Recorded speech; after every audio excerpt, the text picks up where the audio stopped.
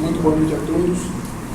Vamos dar início à mesa redonda sobre o Brasil holandês. Quantas edições? Acho que é a quarta edição. Quarta edição sobre Brasil holandês no ITA. Agradecemos a presença de todos já. Estamos entre amigos, a gente aqui apresenta o professor Bruno Nome, Luciano Figueiredo, José Manuel Santos, Regina, também agora a doutora Regina, Levi Pereira e outros tantos. Então estamos entre amigos.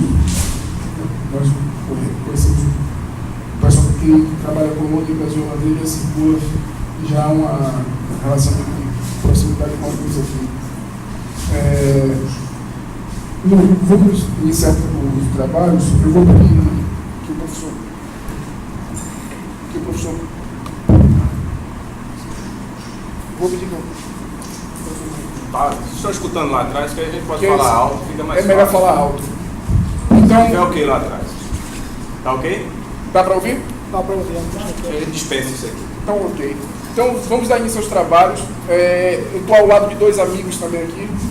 O professor Bruno Miranda e o professor Rômulo Xavier. Vamos fazer a apresentação pela ordem alfabética. Bruno, Pablo, Rômulo. Certo? Vou falar um pouco só da biografia deles e vou passar a palavra para o professor Bruno. O professor Bruno é oriundo da Universidade Federal de Pernambuco, fez o doutorado da Universidade de Leiden. Desse doutorado saiu o livro Gente de Guerra, um dos melhores estudos sobre a Companhia das Índias, os soldados da Companhia das Índias. Foi publicado em 2015? ISBN de 2014. 2014 para 2015. E agora, mais recentemente, publicou o Diário do Peter Hansen, que concorreu até o Prêmio Jabuti. E é um belo relato de um soldado da companhia que viveu no Brasil por 10 anos e que, por sinal, ele tem exemplares disponíveis para vender. Eu aconselho, é um livro que eu recomendo. Ele trouxe 30 exemplares para ele, um foi meu e ainda tem alguns aí à disposição. Bruno tem um talento, ele sai do aí com mais dinheiro do que ele chegou. Bom, o tema de Bruno é esse aqui mesmo. O custo da guerra, políticas para a produção de alimentos no Brasil holandês, que é um tema que o professor Bruno já vem discutindo desde outros EICs, mas à medida que novos documentos surgiram, ele tem aprofundado a discussão. O professor precisa de 20 minutos, de 20 a 30 minutos. Agradeço as palavras e o jabá, não foi programado. Eu agradeço a presença de vocês, a gente está concorrendo com excelentes mesas, mas sempre a gente, quarta edição do EIC, que está presente no EIC, eu quase tenho uma necessidade. Quem sabe a gente se encontra para simpósio também sobre o Brasil holandês, talvez seja uma necessidade. Eu acho que tem se multiplicado a quantidade de pesquisadores. E a gente fica muito feliz porque até um tempo atrás nós ficávamos isolados trabalhando no Brasil holandês. E o que eu vou trazer para apresentar aqui é um tema que veio derivado da minha pesquisa de doutorado.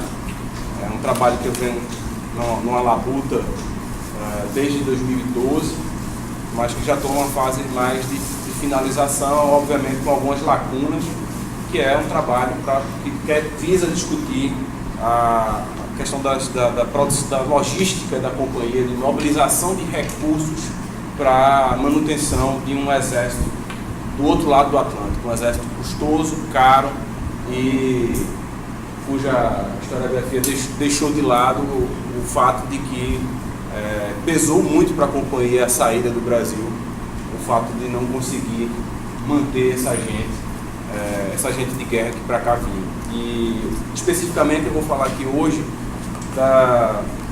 de uma tentativa da Companhia das Índias Ocidentais de mitigar o enorme problema que era alimentar tantas bocas que vinham para cá, e das tentativas de organização, de formulação de uma política para a produção de alimentos no Brasil holandês. É um tema um pouquinho diferente do que eu vinha fazendo no trabalho de doutorado, que era muito mais uma história social, mas existem recentemente, os últimos resultados que eu venho colhendo da pesquisa, vem me apontando um caminho que me vai fazer retornar a um estudo da história social, e depois eu vou dizer por quê.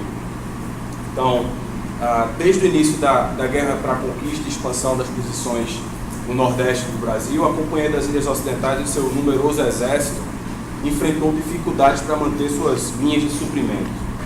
Cada vez mais comprometida financeiramente com as exigências de uma longa guerra de conquista e incapacidade de sustentar o território americano por remessas exclusivamente oriundas da Europa, a direção da Companhia dos Países Baixos passou a dividir gradativamente as responsabilidades do abastecimento de seu pessoal com o governo do Brasil. Tal situação fez com que os membros do Conselho Político e, posteriormente, o Alto e Secreto Conselho fossem obrigados a procurar soluções para remediar um dos problemas mais rotineiros da administração da Companhia das Ilhas Ocidentais, que era a falta de víveres, um dos problemas, inclusive, analisados pelo professor Romulo, que está aqui no trabalho dele de 2008.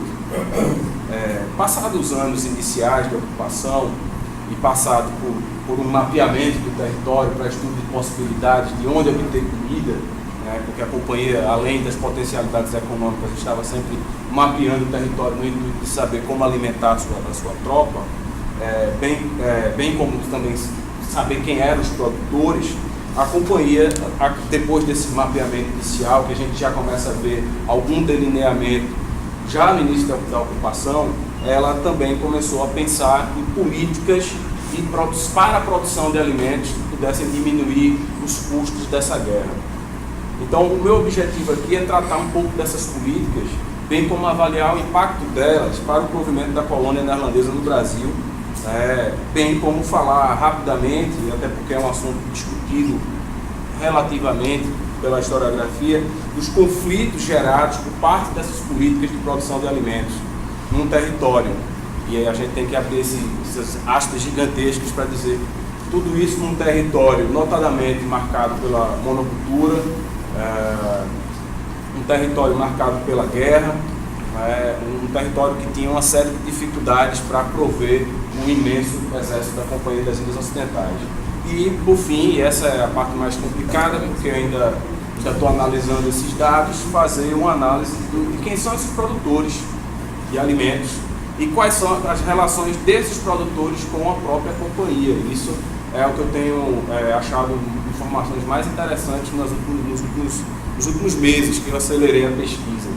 Então, quando a gente está discutindo na historiografia, normal de se dizer, a companhia ela não consegue abastecer sua tropa, e o problema geralmente é explicado porque é um problema local.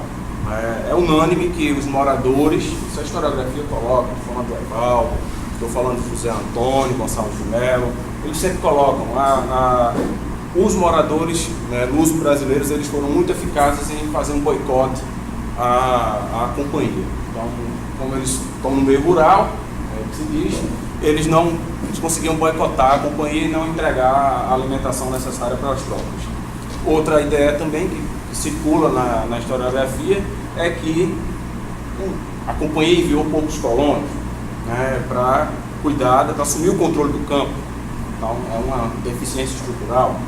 E, por último, a própria incapacidade do território, que eu já mencionei, devastado pela guerra e também ceifado por conta da monocultura. Então, a companhia que tinha a obrigação de alimentar o seu numeroso exército, isso aqui eu já até falei em outros momentos, ela tinha por determinação na própria concessão dada à companhia, de que ela tinha a obrigação de arcar com todos os custos envolvendo a alimentação do seu pessoal. Esse aqui é o privilégio concedido pelos Estados Gerais à tropa da companhia. Então, além de prover os homens com alimentos, a companhia tinha outras obrigações, o pagamento, o alojamento, o vestuário, embora descontado, das tropas. Então, só que esse compromisso que a gente enxerga hoje, de pagar tropas e tal, está sempre em dia com seus soldados, que parece ser uma obrigação básica nos dias atuais, O fato é que no mundo moderno, nenhum governo, nenhum estado, nenhum reino tinha capacidade de prover regularmente suas tropas com comida, com alojamento, com soldo, e principalmente quando eles operavam em territórios inimigos. Isso não sou eu que estou dizendo, isso é Parker, isso é John Keegan, Martin Van Crever, John Hale, Frank Talon e vários outros historiadores que estudaram exércitos no período moderno. Nos séculos XVI e XVII foram poucos os governos que conseguiram manter o pagamento de suas tropas em dia ou provê-las adequadamente. Então, a companhia, né, ela tinha toda uma estrutura organizacional. Isso eu vou passar um pouco rápido, porque eu já abordei em outros momentos, na qual ela tinha um sistema administrativo em que ela repartia todo o alimento que chegava da Europa entre suas diversas guarnições espalhadas no território. Então, a companhia, né, ela era obrigada, né, pelo privilégio que eu mostrei para vocês no slide anterior, a prover os seus homens, mas na incapacidade de prover os seus homens, a companhia ela também procurava encontrar formas paralelas às formas usuais, ou seja, das câmaras da Companhia das Índias Ocidentais fornecerem alimentos, que era usar algumas formas. Vamos lá. A primeira, a companhia ela adquiria alimentos importados por particulares, por comerciantes que atuavam no território sob licença da companhia. E isso acontecia, né, isso aconteceu já nos primeiros anos de presença holandesa no Brasil. Por que eu estou falando disso? Porque a liberdade de comércio que a companhia vai dar a comerciantes de fora, ela só vai ser dada em 38. Mas antes de 38 já circulavam comerciantes livres, pagando, obviamente, o frete e os impostos necessários, fornecendo comida. E quando a gente analisa e aí que está, eu parti de uma hipótese quando eu fui pensar, preciso pensar como é que a companhia provê esses seus homens. Eu estava com uma hipótese fechada de que era só a companhia que provia os seus homens. E aí existe todo um universo de comerciantes livres que provêm as tropas da companhia por fora e que nem sempre vão estar na documentação da companhia. Em determinados anos, e boa parte em termos de número que eu vou apresentar mais na frente, mas assim, com números concretos, eu tenho dados que apontam das décadas de 40, o ano de 40 ao ano de 44, pelo menos um terço da comida que é entregue, fornecida à Companhia das Índias Ocidentais, é fornecida por comerciantes livres, negociada aqui, no Brasil.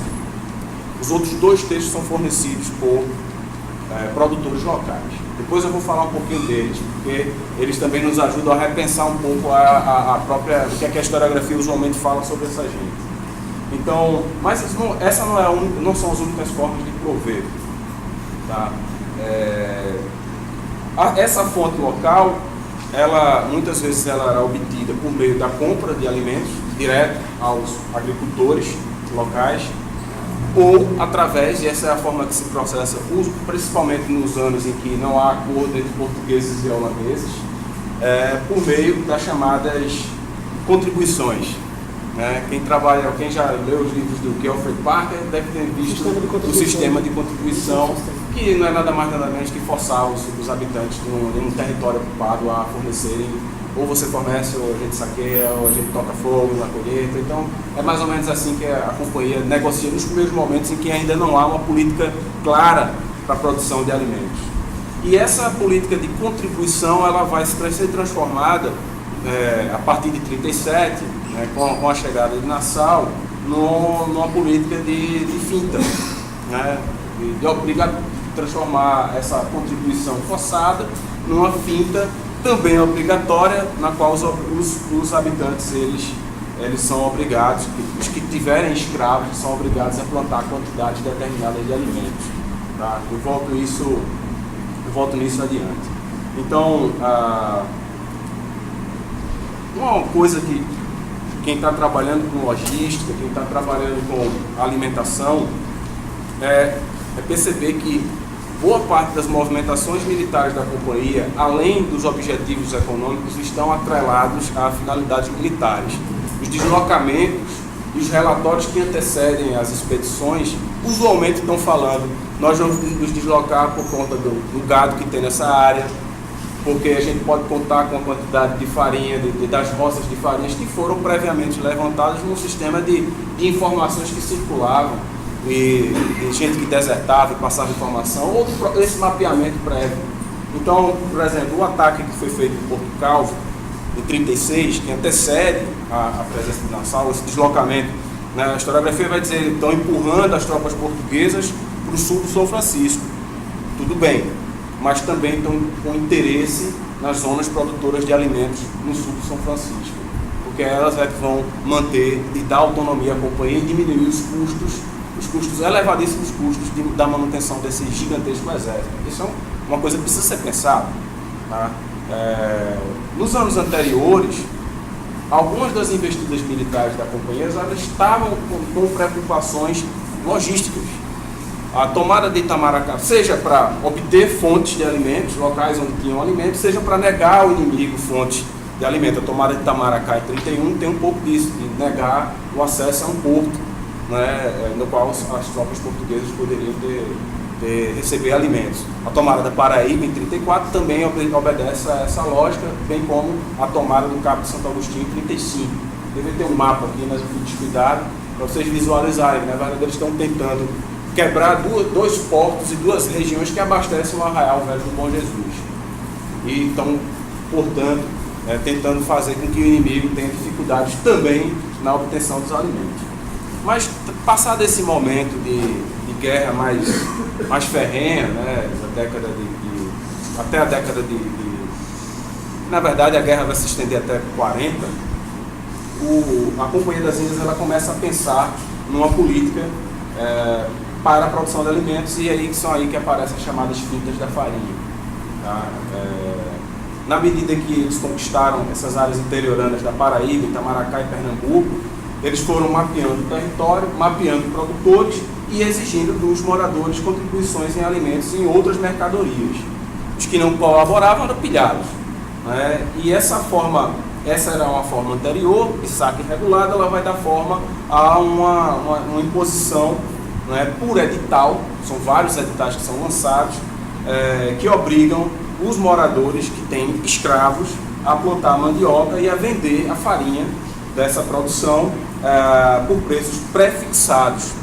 Isso são as fintas da farinha. Isso foi mencionado por José Antônio Gonçalves de Mello, no tempo do Flamengo, de 47. Rômulo trouxe isso de volta na tese dele, em 2008. Os portugueses também têm suas dificuldades. O Wolfgang Lenk trabalha isso, fala dos conchavos da farinha, mostra como é que os portugueses também estão do outro lado, se virando para conseguir alimentos para suas tropas. Então, basicamente, os moradores são obrigados a entregar, sofrem recenseamento de sua terra, recenseamento das suas roças, e são obrigados a entregar determinadas quantidades pré-fixadas de farinha. E a primeira finta instituída vem em janeiro de 38, um ano depois da chegada de Nassau, e o edital instrui que cada senhor de engenho do Brasil, das áreas ocupadas pela companhia, evidentemente, plantasse 200 covas de mandioca por escravo que possuísse, e o produto do plantio seria entregue em remessas nos meses de janeiro, agosto e agosto do ano seguinte, considerando o período da produção, do cultivo. Obviamente, gerar o edital não significa que a política vai dar certo. Ainda em meados de 39, quando eles deveriam estar já se aproximando da segunda coleta da finta da farinha, que seria em agosto, o governo percebeu que os moradores não tinham quantidade suficiente e, ao invés de renegociar, aumentaram a quantidade de covas. Passaria para 500 covas por escravo. E dessa vez não iam ser somente os sem proprietários de engenhos com escravos que iriam contribuir, mas também todo morador que tivesse escravo, e a terra seria terras confiscadas da companhia que ainda estavam sem proprietário. E essa contribuição, o peso para quem não era senhor de engenho, era de 1.000 covas, uma quantidade muito maior. e uma série de punições seriam estabelecidas àqueles que resistissem ao edital. Multa pecuniária, expulsão do território. Não observei em nenhum documento essa pena sendo executada. As roças, a princípio, seriam fiscalizadas pela Câmara dos Escapinos. Isso é, inclusive, uma discussão que a Fernanda Luciani menciona, é um assunto relativamente conhecido. E esses camaradas, muitos deles neerlandeses, eles fiscalizariam e contariam com o apoio dos próprios soldados da companhia na hora de coletar essa farinha, o que vai dar uma série de problemas com a população. Essas fintas, né, pela quantidade de reedições do edital, como a gente vê em 39, tem 38, ele é reescrito em 39, ele é reescrito em 42, não vão obter os resultados esperados. Uma série de cartas do Conselho dos 19 aponta decepção dos diretores da companhia com os resultados obtidos. Eles mencionam claramente que a companhia deram muitas concessões a senhores de engenho que ficaram de fora porque obviamente eram senhores de engenho já bastante endividados com a companhia. Era uma relação na verdade muito complicada, porque a companhia ela precisa dos alimentos, mas ela também precisa do açúcar, e ela exige dos moradores, é uma bola de neve. Ela precisa ao mesmo tempo diminuir os seus gastos, mas ela precisa também do açúcar para maximizar os seus lucros. Além da finta da farinha, foi estipulada a chamada finta da carne. Essa já é um pouco menos explorada na historiografia, atrai menos atenção, e ela é muito parecida com a finta da mandioca, só que ao invés de ela regula o corte, o abate do gado, ela impõe uma taxação em cima do gado abatido, e que só pode ser abatido sob uma licença especial da Companhia das Índias no Brasil, e regula também a venda de carne dos açougues. Então é uma regulação relativamente grande. Apesar dessas fintas, a companhia ela não consegue resolver o seu problema, ela atenua o seu problema. Eu diria que assim, pode apontar um resultado que você já olhou sobre produção de alimentos, como não é filme, eu já solto spoiler, ela atenua o problema. Ela nunca conseguiu, aliás, e o Zé Antônio estava certíssimo, em 47, dizer que a companhia nunca conseguiu um equilíbrio para organizar a questão do abastecimento do Brasil. Tá? Então, só que, quando a gente vai analisar, em termos de números, a produção, aparecem algumas coisas bastante interessantes. Vou passar isso aqui. Pronto. Eu trouxe aqui para vocês uma amostragem, não sei se está bem visível,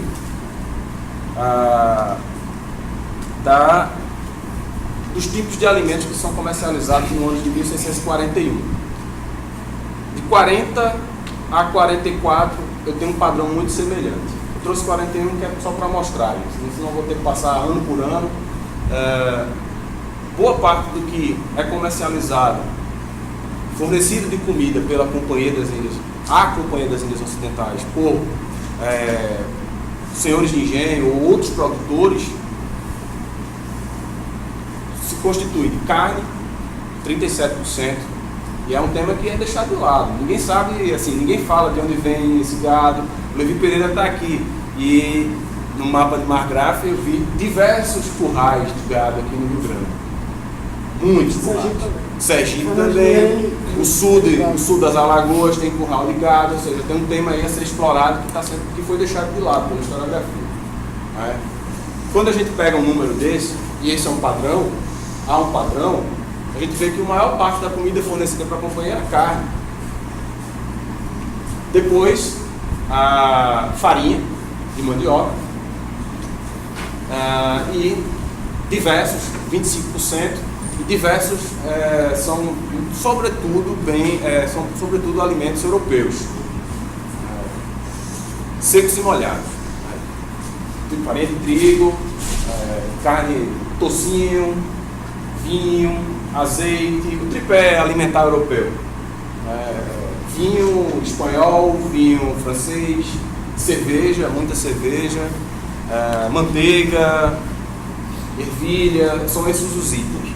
E pescado, que eu acho que talvez seja por falta de menção na fonte, porque é muito pouco, responde muito pouco, e a gente sabe que a pesca constituía algo importante na alimentação da população colonial. Tá? Eu acho que os dados não traduzem tudo o que eu precisaria. E aí que vem. Mas quem é que fornece essa comida?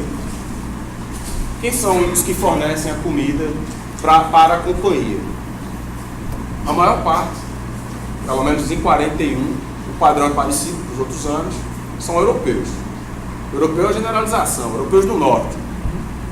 E é estranho, porque se a maior parte da comida fornecida é carne e farinha, que são, em tese, alimentos que são produzidos no interior, e a maior parte dos fornecedores de alimentos são europeus do norte, e porque a historiografia aponta que os holandeses não conseguem se solidificar no interior, ou não conseguem produzir, tem alguma coisa estranha. Tá? Isso porque eu ainda coloquei ali, porque é mais difícil de dizer quem é quem, os judeus com 14%, porque eles fornecem também farinha, fornecem também carne e fornecem muitos produtos europeus, mas sobretudo farinha e carne. Ou eles são atravessadores, ou é uma possibilidade, ou eles estão com contrato de fiscalização, contrato da carne, e obviamente entre esses judeus eu posso encaixar alguns como europeus do norte, porque tem gente que vem, tem gente da terra, tem gente que vive aqui, tem gente que veio com a companhia. Isso já é uma outra questão e eu não entrei ainda nisso. Isso aí é uma coisa que me chamou a atenção na análise desses dados. E portugueses e gente da terra com 12%. Que parece ser um número muito pequeno, considerando que a maior parte dos produtores no mundo rural são portugueses. E aí eu fiz um outro gráfico especificamente quem são os fornecedores de carne, 38%, não, 38%, na verdade aqui não é mais percentual, é a quantidade de pessoas citadas no ano de 41, 38 europeus do norte, 5 portugueses e gente da terra e 11 judeus. Para a farinha eu tenho números que ainda apontam padrão mais ou menos semelhante. Eu vou já encerro, eu estou bem pertinho deles, que são a maior parte de fornecedores de farinha são europeus do norte, portugueses e gente da terra no grupo menor e judeus no outro grupo. E aí, claro, os judeus podem ser colocados como portugueses ou europeus do norte, então preciso analisar individualmente quem são cada uma dessas pessoas. Tá? E aqui os alimentos europeus são os comerciantes livres, majoritariamente gente do norte da Europa que fornece comida. E aqui é a fonte de onde eu estou extraindo esse tipo de informação. E aí, claro, documentos vão permitir que eu tire diversos tipos de informação. Isso aqui, por exemplo, é uma coisa que começa a aparecer nos documentos de 1641, nas atas diárias do governo do Brasil de 1641, que são no final de cada mês de reunião do Conselho Político, eles colocam o extrato de todas as transações financeiras. Isso aqui, para quem é historiador da área da economia, é excelente. Eu não sou, por isso que eu vou ter que dançar um bocado aqui com esses dados. Que é uma transação de todas as operações. E aí ele coloca, tá? Um balancete, tá? E aí ele coloca as pessoas que receberam em dinheiro, esse aqui é de 41, o próximo é de 42, os que receberam por fornecimento de alimentos em dinheiro e os que descontaram dos seus débitos fornecendo comida. Então já tem uma outra possibilidade de pensar a relação desses fornecedores com a companhia. Tanto gente que... E aí você tem todo tipo de pessoa. A análise individual desses indivíduos está me mostrando gente que deixa o exército da companhia e vai trabalhar produzindo alimento. Vai mostrar senhor de engenho endividado descontando da dívida. Vai mostrar vai mostrar europeu que tem vínculos com o comércio na Europa, trazendo comida. Então, a minha pesquisa, né, que antes eu tinha na cabeça, a companhia ela consegue melhorar um pouco, mitigar os seus problemas com o fornecimento interno, né, com o fornecimento local. Eu encontrei um outro caminho, que ela continua usando o fornecimento local, mas ela também tem um fornecimento externo. E eu acho que eu vou poder encontrar mais informações quando eu começar a analisar quem são esses indivíduos. Eu já tenho alguns são bastante conhecidos. Tem o Ian Blair, que você vai falar dele aí, que é um cara que está metido em expedição para prezar escravos, mas que estava produzindo comida para a companhia. Tem o Matias Beck, que é um cara que estava atrás de Minas, depois foi tentar colonizar o Ceará, mas que passou um tempo na ilha de Itamaracá produzindo alimentos e fornecendo farinha, que passou por essas bandas também. E tem ex-soldados que estão pegando gado no Rio Grande, pedindo licença para vir a Pernambuco entregar comida. Então, a pesquisa, se antes eu queria fazer uma coisa mais fechadinha, voltada para a história militar, ela fugiu bastante. E agora eu tenho essa maçaroca de informações para processar. E eu espero conseguir fazer isso o mais rápido possível para poder compartilhar com vocês. Eu agradeço a atenção e peço desculpas pela dispersão. Obrigado.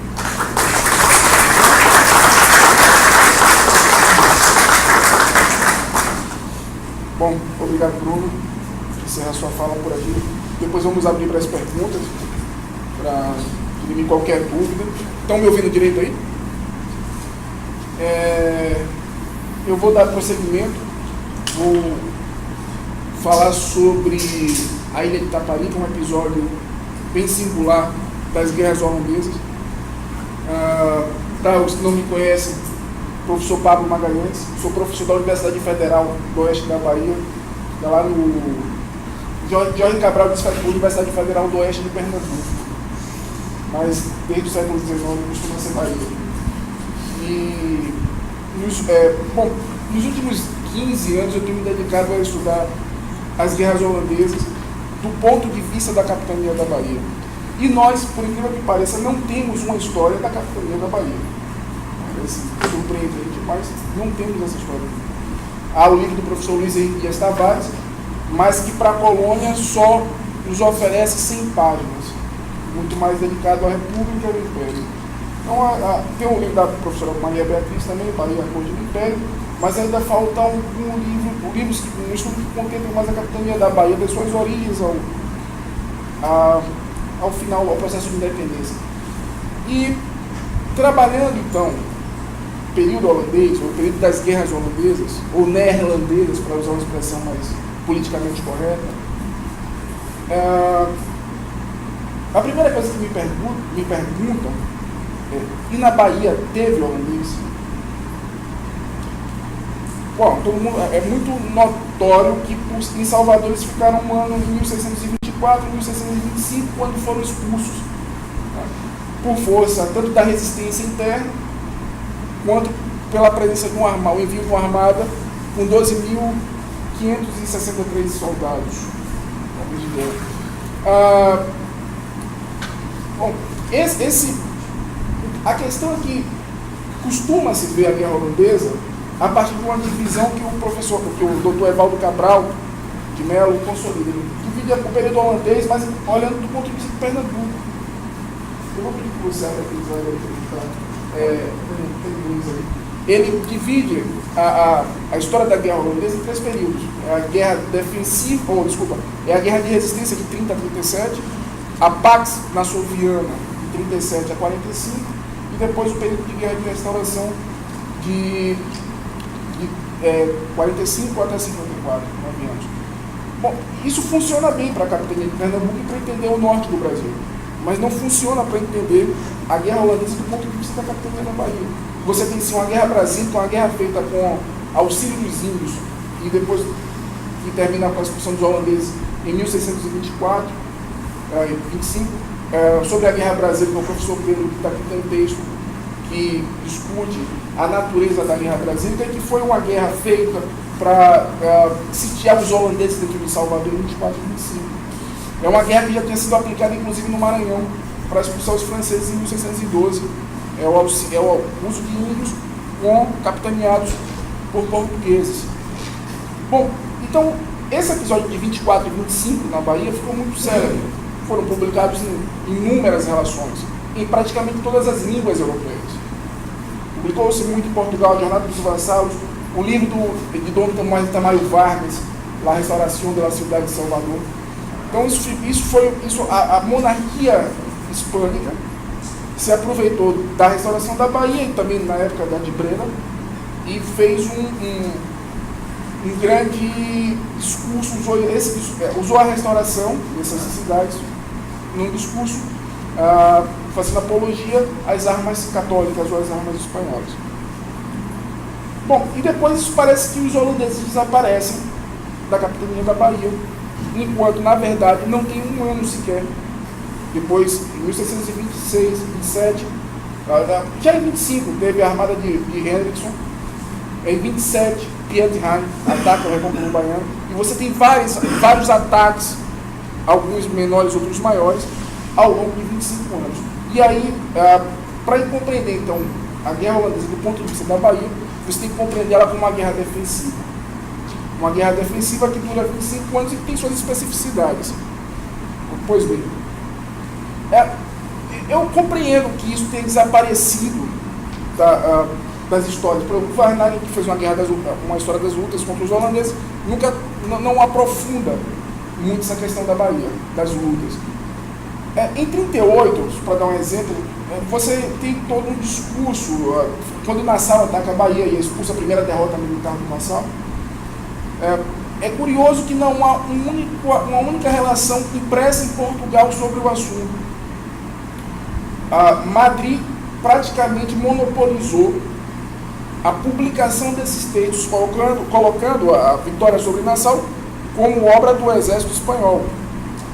Enquanto, na verdade, manuscritos que circularam em Portugal dizem que a vitória sobre Nassau foi obra dos moradores da Bahia que pressionaram o governo a resistir. Porque, historicamente, o Conde de Banholo o exército de Pernambuco recuou. Porto Calvo perdeu a Arraial do Monte Açúcar, Porto Calvo, depois foi descendo até as imediações de Salvador.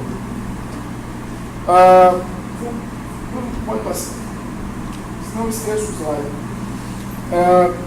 Então, praticamente como em Portugal apenas circulou manuscrito, esses relatos da vitória sobre Nassau, isso meio ficou esquecido. E no caso de Itaparica, em 47, a coisa ainda é mais grave.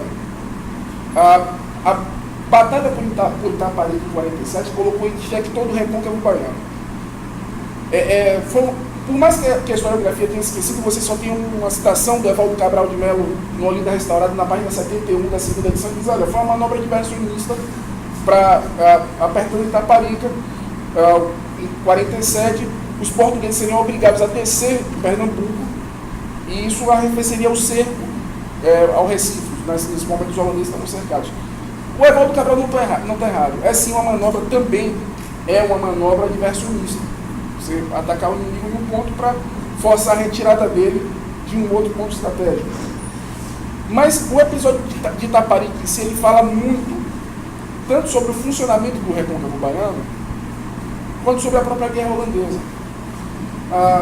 Então, ponto pacífico, que você tem uma guerra defensiva na Bahia de 25 a 54.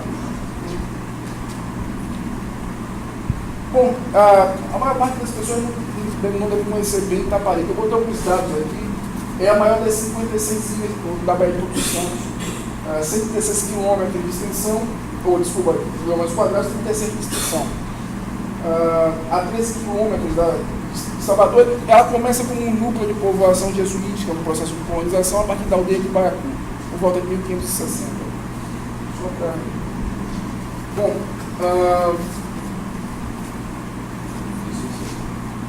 esse é o mapa que eu usei, mas Itaparica é essa ponta aqui, que praticamente fecha toda a Baía de Todos os Santos, deixando só a boca da Bahia, que é bastante larga, e aqui é chamada Passagem do Funinho, desse lado. Normalmente, quem controla Itaparica controla a Baía de Todos os Santos do Recôncavo Baiano. E se você pensa esse Recôncavo Baiano como um sistema geohistórico, e também o Baixo Sul Baiano, se você pensa como um sistema geohistórico, ele falhou 3 vezes ao longo da história. Ele foi colocado em xeque 3 vezes ao longo da história. Em 1647, justamente nessa invasão chefiada pelo Sigismund von Scorpio, na Guerra de Independência em 23, Guerra de Independência da Bahia, também os portugueses tiveram que tentaram tomar Itaparica e não conseguiram, e em 1838, na Sabinada. Então, nesses 3 episódios, todo o sistema aqui do Recôncavo foi travado. E a cidade correu o risco de morrer de fome. Salvador é praticamente uma ilha. A capital é cercada de água por 3 lados. Ela só tem uma saída por terra, que é a Estrada das Boiadas. Mas a Estrada das Boiadas, ela é muito complicada. Todo o abastecimento da Bahia via por mar. Se você interrompe o fluxo de barcos, sem falar o que vem da Europa, mas se você interrompe o fluxo marítimo, a Salvador morre de fome. Salvador é uma armadilha. Os holandeses descobriram isso em 1624, quando tomaram a cidade. E foram sitiados e não conseguiram resistir por mais de um ano. No caso de 47, foi o contrário. Os holandeses aprenderam que não se devia tomar Salvador. Eles tomam Itaparica. E aí você cria uma base que consegue interceptar todo o fluxo de mercadorias do Recôncavo Baiano. Desde a produção do açúcar à produção de farinha, que vinha nessa época estava sendo produzida no Baixo do Sul, Vila de Nazaré das Farinhas, atualmente próximo de Valência, Curitiba. Bom, a questão é que você não encontra documentação sobre essa batalha de Itaparica em arquivos ibéricos. Em Portugal, eu não encontrei nada. Na Espanha também, por mais que eu tenha olhado a Biblioteca Nacional, que me ofereceu muita coisa para 24, para 38 também, não encontra esses documentos sobre o episódio de 47. Há um silêncio muito grande. O silêncio é tão grande que um século depois, Sebastião da Rocha Pinto errou até a data. Pode olhar a história da América Portuguesa, ele erra até a data porque não houve registros. É muito complicado você dizer e divulgar pela Europa, na época de guerras, que boa parte do seu contingente havia sido massacrado. Então Portugal abafa, ele estava em guerra contra a Espanha na restauração, 7 anos depois da restauração, Portugal abafa as informações sobre esse episódio de Itaparica. Não há impresso, não há relações manuscritas em língua portuguesa, pelo menos que eu conheço até hoje não apareceu nenhuma. Então as únicas fontes que eu consegui encontrar são fontes de origem holandesa. Foi o que salvou a recuperação dessa história de Itaparica. Só volto um pouquinho aqui. Bom, a Armada de 47 é comandada pelo Scorpio, provavelmente um militar alemão, um dos mais competentes militares a atuar no Brasil holandês, Simon von Belmont e Jos van Trappen, o apelido de Bankers. Passa um pouquinho agora. Esse é o contingente de forças holandesas. São 1.050 soldados, 609 marinheiros, 297 índios, um total de quase 2.000 homens. Aí está a divisão, o comandante da operação na Belmont, a marinha sob responsabilidade de Blanc e a infantaria de Scorpio. Pode passar um pouquinho. O padre Vieira, que à época estava na Europa, usa uma expressão que ele disse que os holandeses estavam para fazer de Itaparica uma nova Dunkerque, em alusão ao cerco de Dunkerque, que tinha sido em 1646. O Vieira conhecia bem a Bahia, chegou com 8 anos, sabia como funcionavam as coisas, como todos os jesuítas conheciam muito bem até as artes militares aqui na Bahia. Né? E ele chama, e essa analogia a Dunkerque não é à toa, sabe que é um ponto estratégico. Bom, deixa eu ver se temos mais aqui. Eu falei da volta, pode passar aqui. Essa é uma das fontes que eu tenho utilizado, ela já é mais conhecida, porque foi publicada em 1950 pelo Souza Leão. É um mapa, na verdade é um impresso que está na biblioteca de Leiden, o Vale Bertolini. Esse documento foi traduzido quando a edição foi bilíngue, então facilitou muito minha vida. Ele mostra, inclusive, os 5 pontos que o Scorpio fortificou em Itaparica, num lugar chamado Ponta das Baleias. A Ponta das Baleias é porque eles têm esse nome por conta dos biscainhos, que desde o século XVI trabalhavam no negócio da pesca da baleia, que é entrada de óleo de baleia. A Baía de Todos os Santos todo ano era visitada por esse tipo de animal e o óleo produzido era muito disputado. Então, por isso esse nome de Ponta das Baleias. E era o ponto mais estratégico da ilha. Se você ocupa ele, você ocupa toda a Bahia. Você ocupa a Baía de Todos os Santos e alcança todos os pontos rapidamente. Uma outra fonte holandesa, essa impressa, extraordinária, bom, traduzir, cópia de cartas feitas da ilha de Itaparica, na Baía de Todos os Santos. Esse é um documento que tem algumas cartas, algumas informações também, mas não foi esses documentos que eu mais usei, não. Ao lado, você tem o atual Forte de São Lourenço. Ele foi construído por cima das fortificações originais do escudo. Bom, há manuscritos que estão no Arquivo Nacional dos Países Baixos, e essas cartas manuscritas permitiram recuperar essa história, que eu já coloquei em artigo, não publiquei ainda, mas ele está mais ou menos com 25 páginas. Já foi enviado para a publicação, estou esperando o resultado. Então, uma das cartas é feita pelo presidente do Conselho, a carta geral do presidente do Conselho do Brasil para a Câmara de Zelândia. Bom, ele diz o seguinte: após muitas deliberações, resolvemos atacar o inimigo no seu coração. Acho que essa carta é muito representativa disso, de como é estratégica a ilha de Itaparica. Para assim prejudicar o mundo, decidimos então atacar o perto da Bahia, com a intenção de ocupar e fortificar a ilha de Itaparica e outras ilhotas da região. Os holandeses eles aprendem como funciona a Bahia.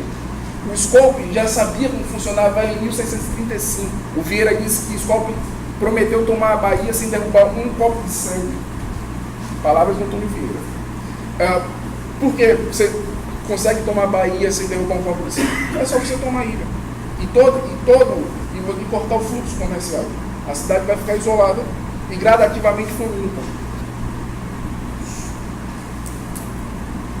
Uma outra carta do mestre de equipagem solicita ao conselho político que sua esposa fosse enviada para Itaparica. Eles não estavam planejando ficar pouco tempo, eles ficaram um ano em Itaparica.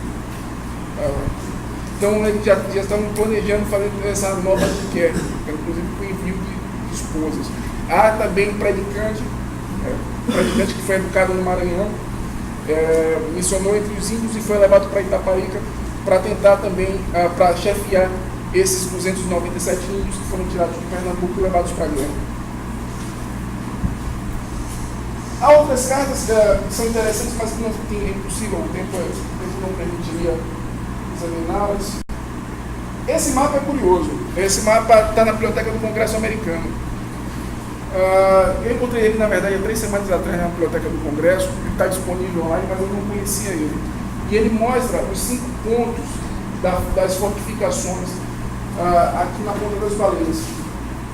Agora, eu pensei que ele era uma cópia do Vale, mas ele de fato é um mapa de origem espanhola.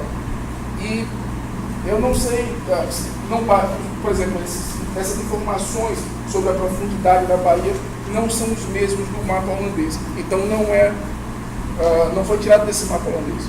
É de outra fonte ibérica que eu não sei identificar. Mas, enfim, é um mapa que eu ainda não consegui, não pensei muito sobre ele, não tenho que analisar ele com mais calma. Mas é uma fonte de origem ibérica. Isso já dá uma luz. Bom, outra coisa são os números da ilha de Itaparica.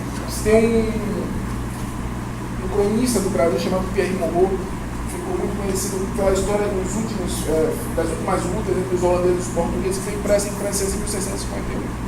Aí eu vou usar as palavras dele, traduzidas. Os soldados não pouparam aí uma só vida, mataram até mulheres e crianças, saquearam tudo quanto quiseram, e só os 100 viagens foi proibido, de modo que 2.000 pessoas que contavam esta ilha pereceram, umas pelo ferro, outras afogaram nos barcos, em que a tropel se lançavam a fim de passarem a cidade da Bahia quando chegaram os holandeses. Eu achei esse número impressionantemente alto.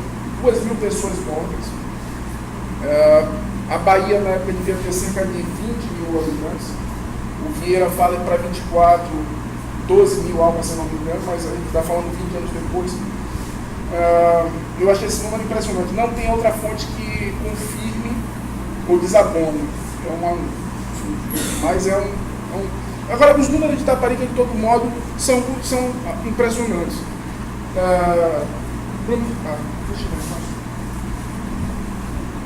Bom, em relação... Claro que os portugueses não ficaram quietos vendo Itaparica ser ocupada. Houve uma movimentação de luz Brasil no sentido de recuperar a ilha. Mas a questão é que todas elas fracassaram. Eu acho que essa foi a maior derrota que a Bahia sofreu no seu território. Porque a Guerra de 24, a restauração de 24, mesmo que a Armada Espanhola não tivesse vindo, os holandeses estavam sitiados. Era questão de tempo até, se eles não tivessem socorro, claro. Era questão de tempo até eles se renderem. Em 38, a resistência foi feita pelos moradores. E em 47, os moradores tentaram tomar a ilha, mas não conseguiram. E aí as baixas foram centenas. Para vocês terem uma noção de números, o número de pracinhas brasileiros mortos em toda a Segunda Guerra Mundial é de 443, ao longo de toda a Segunda Guerra. As duas batalhas de Itaparica custaram 600 vidas, mais do que todos os pracinhas brasileiros mortos na Segunda Guerra. Então, por isso foi muito traumático para Portugal. Por isso você não pode revelar que a Bahia tinha esse ponto fraco. Então essas relações, relatos, não circulam, nem impressos nem manuscrito. Até eu volto a dizer, eu encontrei um manuscrito sobre as batalhas de Itaparica. Houve uma primeira tentativa, já em 24 de fevereiro, que é quando fevereiro foi um mês, eu não lembro exatamente o dia agora, me escapou, mas foi em fevereiro que as forças holandesas ocupam Itaparica. E imediatamente houve uma resistência, feita em 24 de fevereiro, que terminou com 125 baixas e quase nenhuma morte holandesa.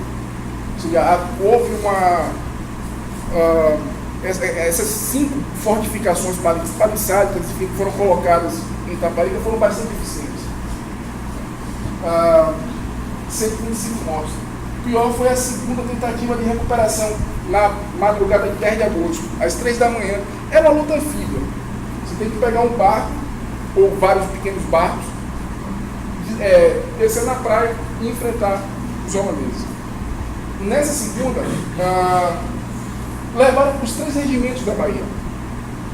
Dá 2.060 soldados.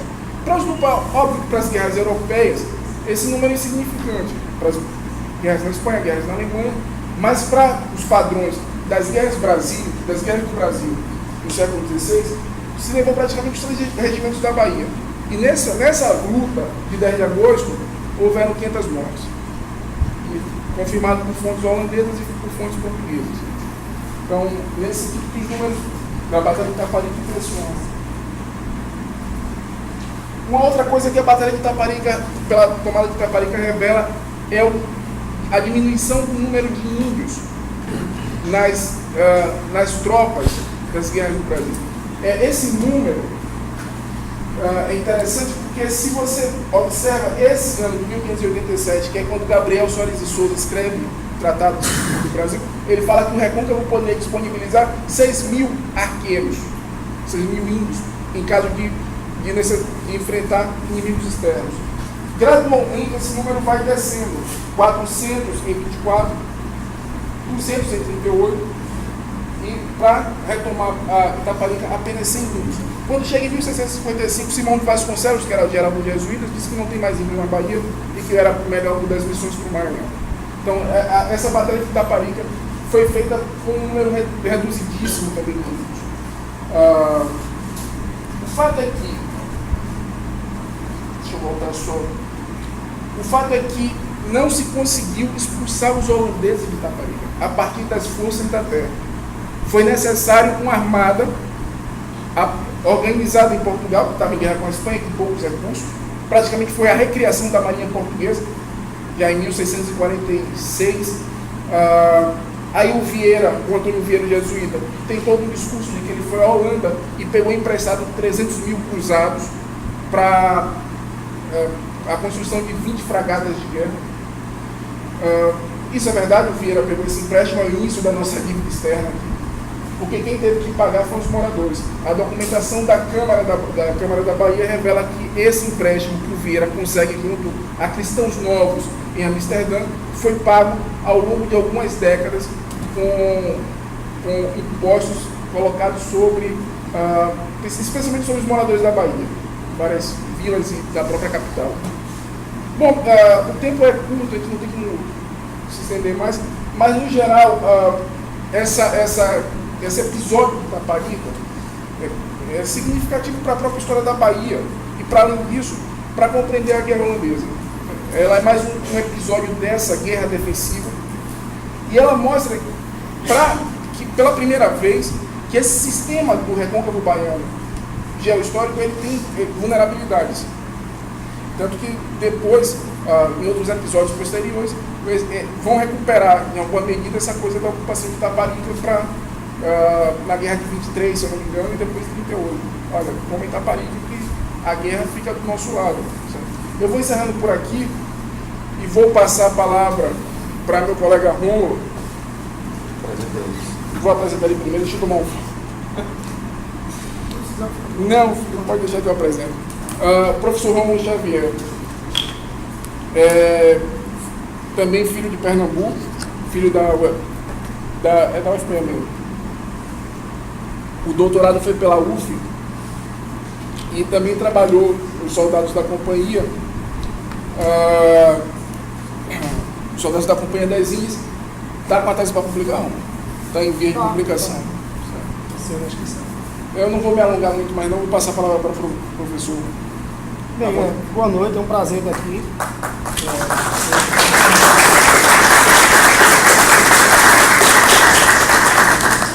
Dá para me escutar aí atrás? É um prazer estar aqui e rever ex-professores, amigos, e estar aqui com o Pablo, com o Bruno, sempre muito didáticos, né? Enfim, eu vou...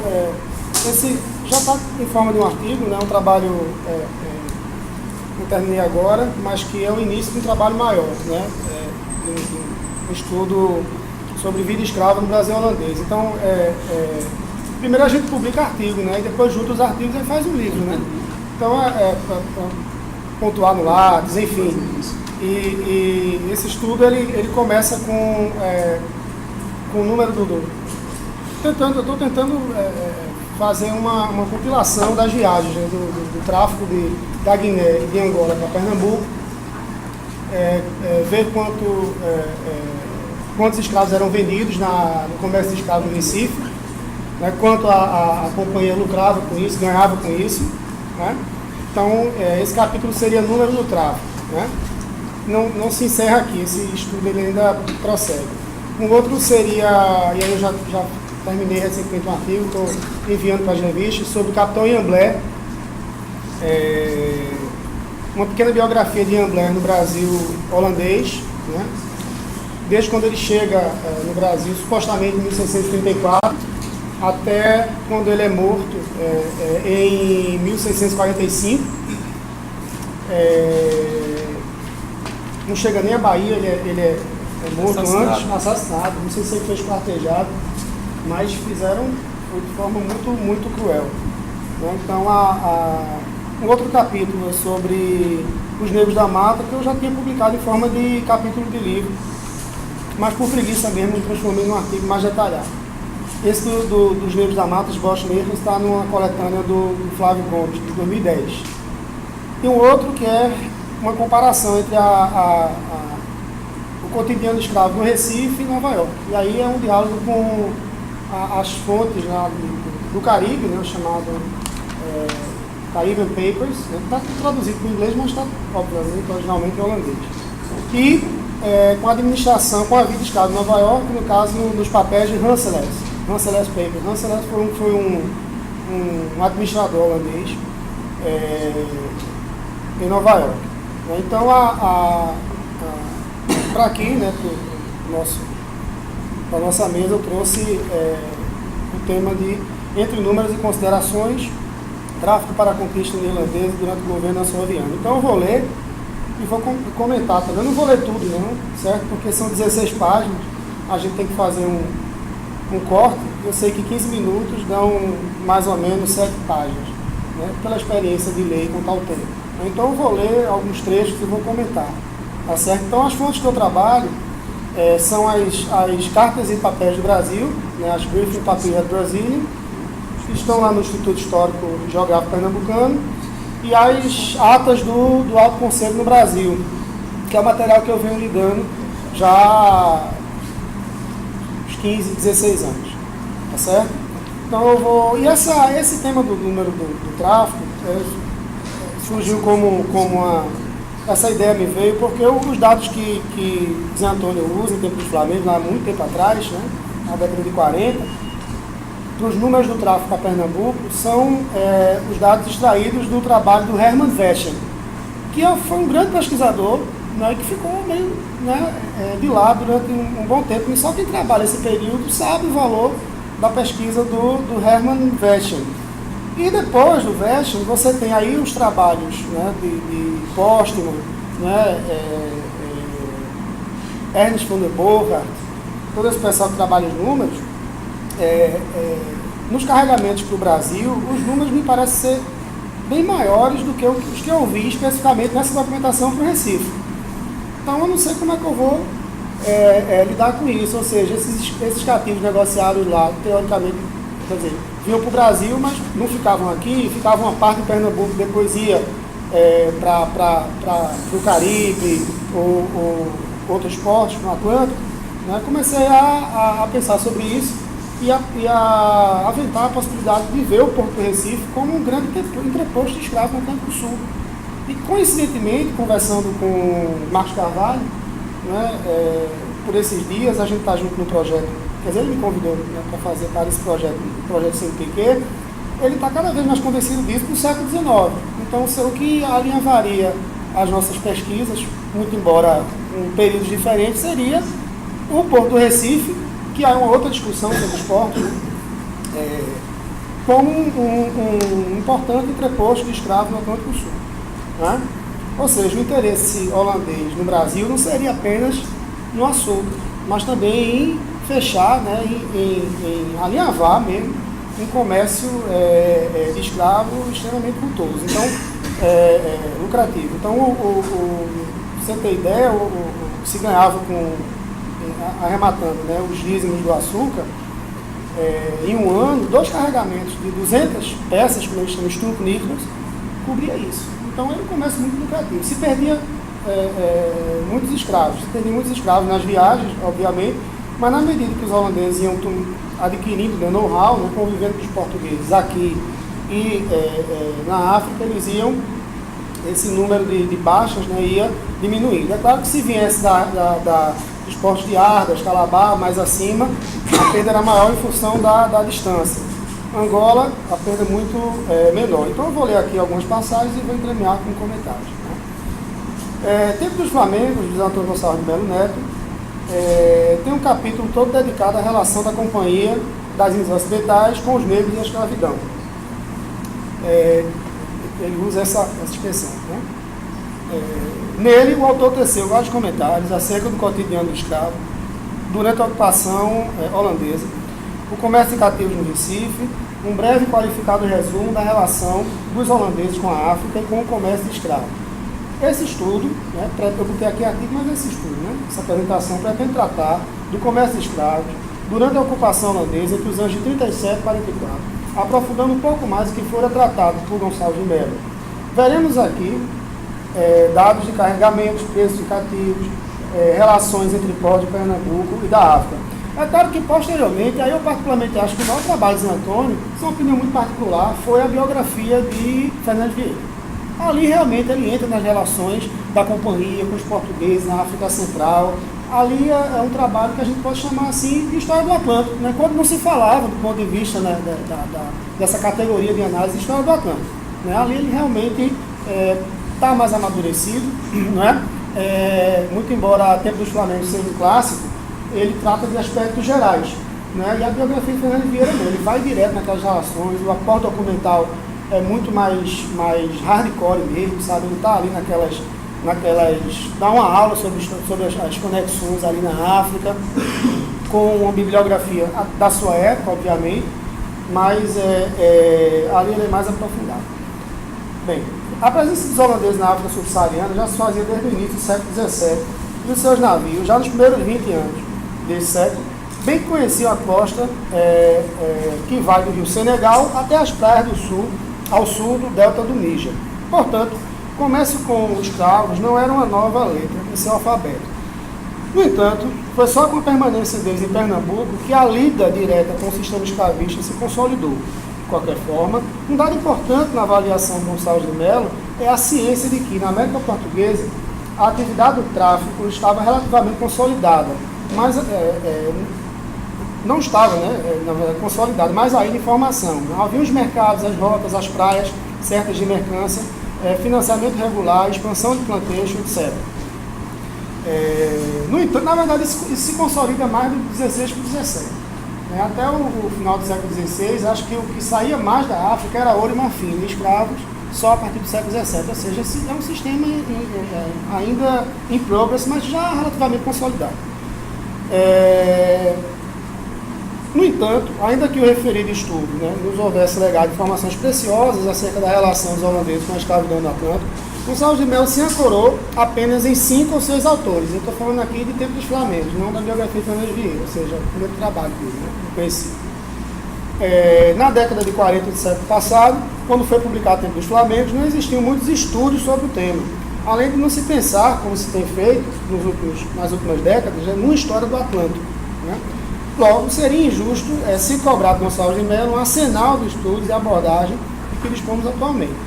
Então, esse tema da escravidão, hoje em dia, é mais fácil, é mais difícil ser trabalhado. É mais fácil porque você dispõe de mais estudos, e é mais difícil justamente porque a gente dispõe de muitos estudos. Então, às vezes, são recortes metodológicos diferentes. Então, isso, ao mesmo tempo, é bom e dificulta uma análise sob pena de incorrermos em grandes equívocos. E aí, entre o estudo de Zé Antônio, e o presente, você tem os trabalhos clássicos que eu mencionei do Postman, no caso da companhia, do mestre-chave da companhia, do Gert Yoshida, que trabalha o Caribe, e no caso português também o Império Português, o seu Wood, John Thornton também não pode deixar de ser mencionado, no caso do complexo do Congo e Angola. Então, continuando. Então, o que eu, antes de ler, o que eu acho disso é que a partir da conquista de Pernambuco, uma relação irlandesa no Atlântico se consolida, sobretudo com o Caribe. Então, isso fica bem evidente que por essa rota, através do Recife, muitos cativos trazidos tanto das praias mais ao norte, como do complexo Congo-Angola, talvez não houvesse parado aqui pelo Recife e tivesse tomado esse caminho. Tá? Então, continuando. Os holandeses, só bem mais tarde, em relação aos portugueses, resolveram se lançar no tráfico de escravos. Então, eles investiam muito. A gente vê isso nos trabalhos clássicos de Brodel, de Wallenstein também, Manuel Wallenstein, que na verdade Brodel usa muito o conceito da economia mundo. É verdade, mas ele pega muita coisa de Wallenstein. Ele passa acho que 2 capítulos só elogiando o conceito de Wallenstein da economia mundo, do Wertwirtschaft, e utiliza bem naqueles volumes de economia capitalista. Os Países Baixos, ainda que considerados a vanguarda do capitalismo moderno, demoraram um pouco a atender as grandes vantagens do tráfico. Talvez, no primeiro momento, tenham rechaçado a ideia por questões de escrúpulo calvinista, um fato bastante contestável. Aliás, relacionar o tráfico atlântico de africanos aos holandeses foi, durante muito tempo, uma questão sensível à própria historiografia holandesa. Não é à toa que, num de seus estudos, Peter Emmer, também uma referência para esses trabalhos, um subtítulo desse estudo seja, abre aspas, Holanda e o comércio de escravos, esquecer ou lembrar, isso aqui entre aspas. O mesmo não nos deixa esquecer que, abre aspas, os americanos aprendem na escola que em 1619 o primeiro escravo que foi levado para a Virgínia veio no navio de guerra holandês, fecha aspas, as palavras de Peter Emmer. Também se ensina que, abre aspas, os holandeses e zelandeses transportaram africanos para territórios franceses, espanhóis e ingleses nas Índias Ocidentais. Isso é referência do eminente historiador Peter Ender. Então, pular um pouco aqui, então, essa anterioridade, uma relação direta com o tráfico, né, e também, por extensão, no Brasil, com a produção açucareira, como funciona o engenho, né, como você vai lidar com os escravos no dia a dia, né, o que é ser um capitão de campo, que chamava capitão de campo, na documentação depois passou a ser capitão de mato. Né, os portugueses tinham esse know-how. Né, transportar, acomodar cativos nas embarcações. Né, então, esse conhecimento os portugueses têm, como é sabido, há muito mais tempo que os holandeses. Então, ao longo do século XIV, foram os portugueses que, desde a conquista de em 1415, até o contorno do Cabo da Boa Esperança, em 1465, acho que 85, foram entrando em contato com as populações locais, fazendo comércio, ficando moradias entre o sul do Saara e o Porto de Benguela. No entanto, levando em consideração uma perspectiva de longa duração, os holandeses estiveram presentes no comércio de escravos por quase o mesmo tempo dos portugueses, né? Pouco mais de 350 anos. Então, no cômputo geral, ficaram quase o mesmo tempo. Né? Na medida, e aí na questão de Recife, nesse ângulo, né? Recife, Angola e a região da Guiné. Eu não vou falar aqui da inserção holandesa do Império Português ainda, porque é outra coisa. Né? Lá na costa do Coromandel, especificamente no Golfo de Bengala. Né? Ali é outra coisa. Né? Na medida que permaneci em Pernambuco, os administradores holandeses foram tomando ciência das técnicas complexas do fabrico de açúcar, de como se administrar e se equipar um engenho e, finalmente, de como capturar um escravo fugido. O Ian Blair é um exemplo disso. Ele chegou aqui como cura, entrava aqui nessa região aqui do Rio Cunhaú, aqui no Rio Grande do Norte, aliciava índios, e 10 anos depois já era um capitão de mato temido. E foi ser lavrador de cana na fronteira sul dos Palmares, né, dos Mucambos de Palmares, na região de Siriaé. Né? Isso aí eu vou colocar na biografia dele, que faz parte desse estudo maior que eu falei para vocês no início. Era uma nova realidade que se apresentava, né, aos olhos dos holandeses. Né? Tanto que, em várias passagens das fontes coevas, produzidas a partir da experiência brasílica, a escrita neerlandesa não ousou traduzir palavras como engenho e capitão de mato, traço esse característico da novidade do mundo que encontraram aqui. Então, realmente, durante muito tempo, essas palavras não são traduzidas. Eram novidades no vocabulário. Né? Então, isso é reflexo dessa nova língua, dessa nova realidade. A experiência no Brasil consolidou a inserção holandesa no comércio de escravos no Atlântico Sul. A partir do Porto do Recife, a Companhia das Índias Ocidentais ampliou suas rotas de mercância no Atlântico e, sem exagero, consolidou uma rota de comunicação com o Caribe, como eu falei anteriormente. Aliás, as possibilidades de comunicação com as Antilhas serviu como trampolim para as comunicações com os portos da Virgínia, na Irlanda, no século algum tempo depois. Né? A companhia se tornou maior e, no ápice de sua atuação, os navios a seu serviço ligavam os portos de Manhattan, Charleston, Caribe, Maranhão, região da Guiné, Luanda, Recife, entre outros. Dessa forma, a parte do comércio de escravos que se refere ao Brasil dialoga intimamente com outras partes do Atlântico. Né? E aí, eu não trouxe para esse caso específico, mas na leitura dos papéis do Caribe, a gente vê esses navios que transitavam, né, aqui na América Portuguesa, aqui no Nordeste, também em outros espaços. Né? Navios de grande porte, chamados iates também, que aparecem na relação, né, que eu estou colocando, quando eu vou falar um pouco sobre isso, está muito claro, está muito evidente lá. Né? Então a gente não tem como objetivo mapear todas as rotas. Isso seria uma atividade assim possível, até mesmo o número de cativos, quando eles colocam peças de escravos, estudos híbridos, pode ser um indivíduo, pode ser dois. Então você não sabe exatamente quantos indivíduos vieram, né, numa embarcação para cá. Mas certamente, se você cotejar os dados, por exemplo, do VET, depois do COSP e outros, o número parece ser muito maior do que os que eu estou conseguindo ver, né, quase que cotidianamente, né, nas atas do Alto Conselho para esse período da administração nassauviana. Só um parênteses, para mim, isso é discutir na tese, já o Evaldo não gostou muito, claro, por direito que ele compete. A periodização do Brasil holandês não é de 30 a 37, nem período nassau isolado e restauração. Ela é de 30 a 34. Em 34, pegando o período nassau, você já tem um comércio, um quadrilátero de comércio muito profícuo entre Recife, Goiânia, Itamaracá e a Paraíba. Nos rios chamados rios do Nordeste Oriental, chamados pequenos lucros, os Kleine Profit. Quando o Nassau percebe isso, ele replica esse sistema de navegação dos rios da parte sul da capitania.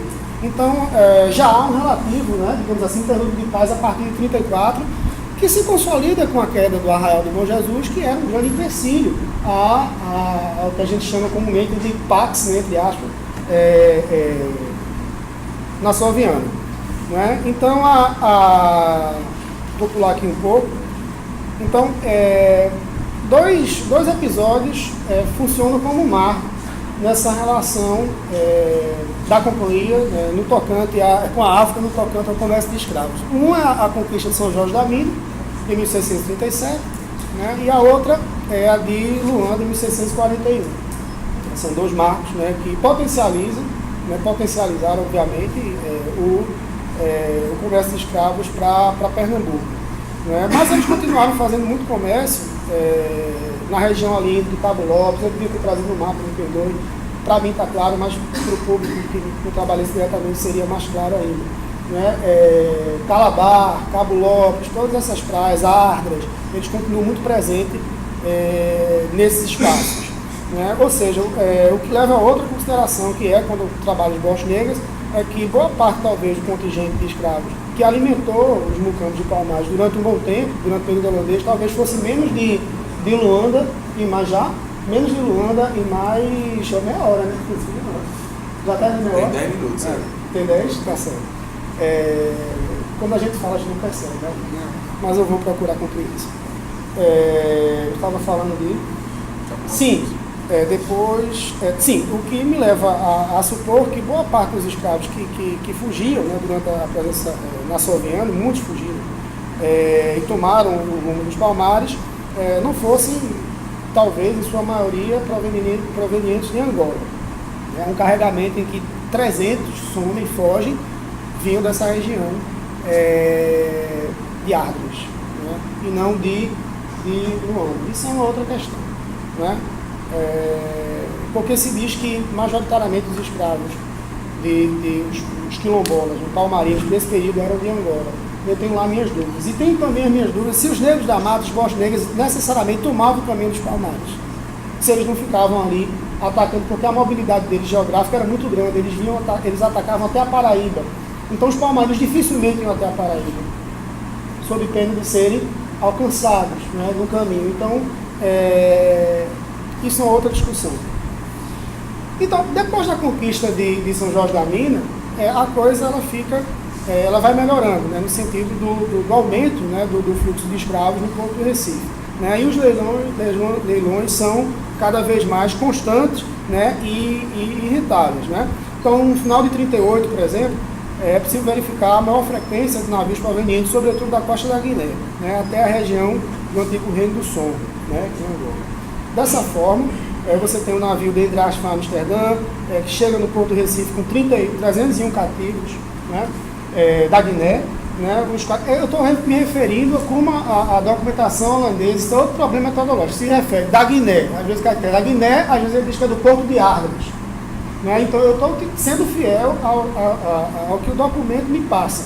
Isso é um outro problema de metodologia que a gente procura lidar no tocante a saber de onde veio aquele grupo de indivíduos, né, pelo porto, pela região. Na Guiné é um mundo, né, então isso é complicado, né, mas vamos lá.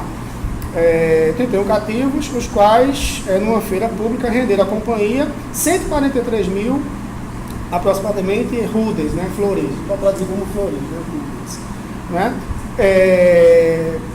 Então isso é muita coisa. Certo? Isso é muita coisa. Eu falei, só para a gente ter uma ideia, né, quer dizer, o arremate do comércio de açúcar, né, o que aliás, se ganhava com os dízimos em um ano era um pouco mais, 200 mil rublos, talvez, um pouco mais, um pouco menos. Então, 2 carregamentos desses você já lucrava bastante, né? Ademais, a atividade canavieira é uma atividade muito dependente da sazonalidade, né? Se tiver uma cheia, derrubar a produção, acabou. Se tiver praga, acabou também. Então, você depende muito do tempo da natureza. Quando se havia, sei lá, defensivos agrícolas, né, como chamam, aí para minimizar essas perdas, né? Então, em setembro, por exemplo, em 38, vem da Guiné também o navio de Olivine, da Câmara, a Serviço da Câmara de Amsterdã, trazendo 170 cativos. Foram leiloados, né, no comércio de escravos, no market, no Recife, renderam mais de 80 mil florins, né? Esse último carregamento, né, 22 cativos morreram durante a travessia, né? Então, haviam, à medida que eles iam se inteirando do tráfico, das relações na África e no Brasil, esse número de mortandade era menor, né, sobretudo os que vinham de Luanda pela proximidade. Eram 30, 35 dias de viagem, os para a Bahia eram 55, por um pouco mais, então isso fazia a diferença. Outra coisa também é a alimentação, né? Me parece que, com relação à Guiné, algumas referências apontam que eles vinham das florestas da Guiné, do Forestão da Guiné. Né? Ou seja, devia ser um lugar muito distante do litoral e muitos não estavam afeitos ainda à dieta de farinha de mandioca. Eu acho que isso havia uma rejeição à farinha de mandioca, desses que vinham de bem mais distante, né? De forma que eles se alimentavam mais de sorgo, que eu acho que é um outro tipo de tubérculo. Essa questão da alimentação é bom porque entra nisso também, né? E em Angola não. Né? A farinha entra em Angola primeiro, depois sobe, se alastra, mas primeiro vai via Angola, como a cachaça também. Né? Então, entre 38 e 40, né, a companhia procurava conquistar os aliados, né, na África, como foi a aliança com Dom Paulo, né, no Sorro, né, e eles também queriam a proteção militar holandesa, como é sabido, né, contra os portugueses locais, né, mas os diretores da Companhia das Índias Ocidentais também incitavam em algumas partes os portugueses, os holandeses daqui do Recife, a serem amigos também dos portugueses, para esse tráfico também ser mais viável em algumas regiões. Então é um quebra-cabeça muito grande, certo? Então deixa eu ir aqui para concluir, esse estudo ele vai adiante, né? Aqui eu coloco o nome do navio, né? Quando ele chega, peças, né? Estupro, né, que eles chamam, quantidade de escravos. Eu não sei se corresponde ao número necessariamente de indivíduos, porque um escravo, sei lá, de 20 anos, em plena capacidade produtiva, é uma peça. Né? 2 adolescentes seriam uma peça também. Então, isso é o que chamam de numbers game, né, número de jogos. Né? Então, isso sempre é a região onde ele vem e se menciona quantos morreram nessa travessia. Pode até passar. Com o nosso maior. Então eu vou fazer esse mapeamento, está faltando de 39, viu, gente? Eu estou meio enrolado com a documentação 39, porque surgiram algumas dúvidas, mas ela vai estar aí para não ficar esse vazio, né? E depois da conquista de Angola, você tem uma frequência maior de navios de carregamento vindos de Luanda. E tem uma outra tabela que é do valor, né, das feiras, né, por quanto eles eram vendidos, enfim, que entra numa, ou talvez eu possa juntar essa tabela com a outra, enfim, o estudo ainda está sendo feito, né, eu acho que vai ter muito mais. Pode passar mais para baixo, por favor. Eu acho que ele ainda ele vai caminhar. Eu quero levar ele ainda até a primeira batalha de Bararapes, porque o tráfico continua sendo muito tenso. Apesar dos holandeses estarem sitiados no Recife, ainda continua se vendendo muito cativo no Recife. Então é isso, gente. Fico por aqui. Obrigado, viu? Valeu.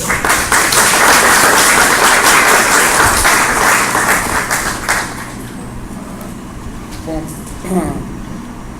queria agradecer também ao professor Romulo pela fala.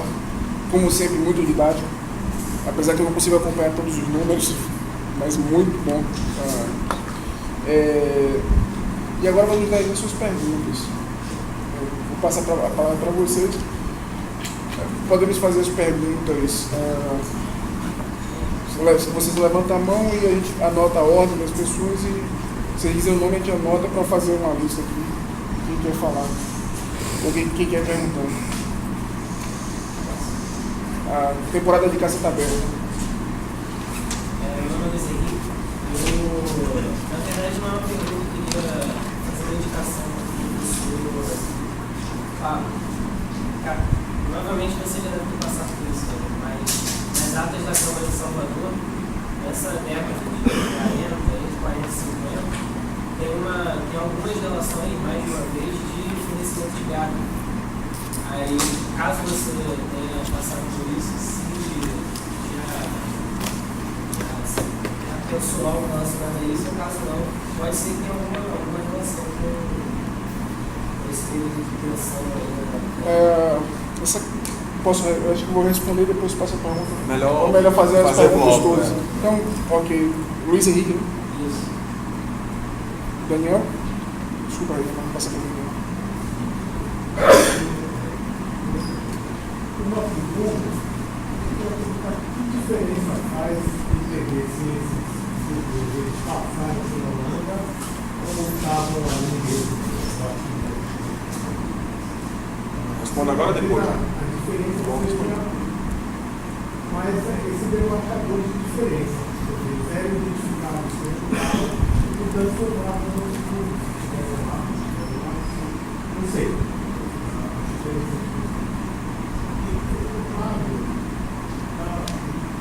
você destacou tanto a cobrança de rapariga, se tudo deu tão certo, por que terminou tão errado? Mais alguma pergunta? Regina? Queria parabenizar a mesa, trabalho de excelente qualidade. Primeiro para o grupo, eu queria saber o seguinte, no teu livro do IDEA, você coloca uma das principais causas das deserções, dos motivos, no final do livro é exatamente a fome. E aí essas fontes que você está trabalhando agora dizem que um dos principais fornecimentos era de farinha e carne, o que induz que seria dos produtores locais. Por que você dá uma olhada nessas fontes sobre o período da destruição, a fase final, se tem alguma coisa, porque se explica lá no final que uma das principais causas da deserção é exatamente a fome, a fato dos moradores se rebelarem e de repente deve ter alguma coisa a ver. E o Pablo, que essa perspectiva da Itaparica, de pegar a Itaparica, ela modifica completamente essa geografia, muito triunfante, né? E os holandeses fracassaram na Bahia, que é a imagem que os holandeses fracassaram na Bahia. Então os holandeses não tiveram êxito em nenhum momento e mostrando que eles tiveram ali, né, nos 5 fortes da Itaparica, modifica isso. Eu queria saber até onde você conseguiu umas fontes, até que ano essa presença dos holandeses lá. A minha pergunta é para Bruno, já que ele está se aprofundando nessa coisa do abastecimento, né? Pelo lado ibérico, me parece que aqueles que faziam parte da junta e tal, de socorro a Pernambuco, eles tinham uma responsabilidade ou dizer como deveria o provimento de víveres das armadas, quem deveria fazer, não só, me parece que, por exemplo, Fradinho Toledo ou Coelho davam orientações, mas eles mesmos diziam que tinha que pegar, por exemplo, sei lá, trigo, não sei quem, sevilha, etc. Então, no caso da companhia, me parece que seriam os agentes. Você está aprofundando essa alimentação deles aqui, mas lá, você viu algum indício dessa relação com, vamos dizer assim, com a nobreza europeia, alguma coisa nesse sentido? Eu acho que talvez seja uma coisa muito específica local sua, mas só por uma questão de devolutiva para pensar depois do meu trabalho. Sim. Tá, então a gente começa as respostas agora, se que for o caso. Vamos lá, tem mais perguntas. Tem mais perguntas? Desculpa. Pedro. Só precisa desse gráfico que eu lá da pizza, assim, falando de fornecedores e porcentagem. O gráfico, é o valor, Uma queda básica. entendi o gráfico. Tá, É valor, ou é quantitativo, assim, eu fui colocando os quantitativos, você também que já respondendo, mas assim, é porque quando são os fornecedores, e eu forneci um número de variáveis, ele jogou em percentual. Quando é gado, carne específico, aí é a quantidade de menções no ano. Aí não saiu percentual. Tem dados que estão no percentual, tem dados que não estão. Eu posso voltar aqui e eu explico como é que foi. Porque Mas tem mais alguém? Mais perguntas? Luigi. Você tem dados do tráfego que se tem clandestino de Pernambuco, Maranhão, ou Pará? Pelos holandeses? Sim. Não. Eu só trabalho com os dados de cartas de particulares, né, de administradores, né? Conselheiro político, o Conselho 19, né? E das atas do Alto Conselho. Então ali é tudo às claras, né? Então eu não dispõe nesse tipo de documentação realmente. Bom, temos mais alguém para fazer perguntas? Então vamos começar a responder. Eu vou passar a palavra para a Bruno. Tenho mais, né? Oi? Eu tenho mais perguntas. Tem mais perguntas? Vamos lá. Deixa eu ver. Daniel, né? Então, Daniel, esses camaradas que aparecem, a princípio não faz diferença. Se são que estão na Europa, se estão... Só que eu estou pensando que talvez esses caras tenham... Alguns vão aparecer no comércio de bens de alimentos que vem da Europa. Aí eu estou pensando que isso pode ter alguma coisa para mim, conexões desses indivíduos com outros mercadores lá. É uma coisa que eu ainda preciso levantar quem são para ver se existe uma rede entre eles. O que é que eu acho que eu vou descobrir? Né? Vou esperar, certamente vou encontrar. Certamente eu vou encontrar. O que para mim é surpreendente é ver esses indivíduos atuando no interior com carne e farinha. Porque a princípio você não esperar desse grupo.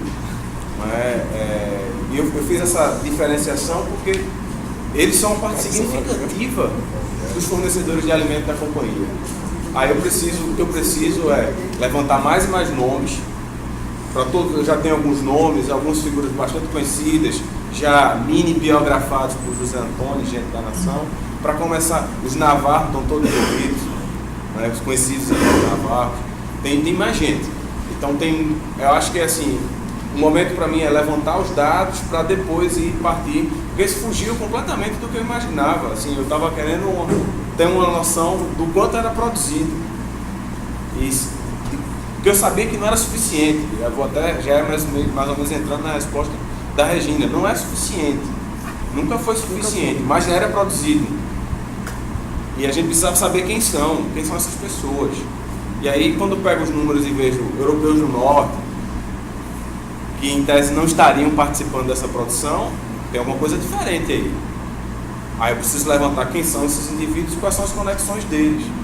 De gente, quem é que está conectado à Companhia das Índias, ou quem é que está conectado a diretor da Companhia das Índias, porque tem gente que está por fora aí, que tem suas redes de comércio, aí já vai me puxar para um outro tipo de trabalho, que eu não esperava, que eu não estava esperando que ia ter que precisar entrar. Então, assim, por enquanto, assim, essa diferenciação por causa disso, eu vou precisar entrar um pouquinho mais nesses indivíduos para entender a dinâmica e a participação deles nesse fornecimento de comida e ver o peso disso. Né? Por exemplo, 41, o balancete de 41 foram movimentados mais ou menos 600 mil florins. mais de 150 mil era para fornecimento de comida. Então tem como levantar isso. Aí desse valor eu tenho que ver quem está batendo dívida ou quem está recebendo por fornecimento direto. Provavelmente quem está recebendo por fornecimento direto é porque trabalhava especificamente com fornecimento de comida. E quem está batendo dívida está com outro vínculo com a companhia, que é o vínculo da dívida por ter pego engenho, tem muito senhor de engenho no meio. Então, assim, ficou muito maior do que eu esperava.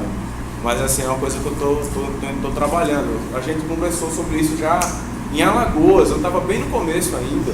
Eu estava tentando pensar como é que funcionava em termos de organização. Agora eu estou batalhando com os números. Eu vou mostrar um pouco com o Tony, mas já respondendo a Regina,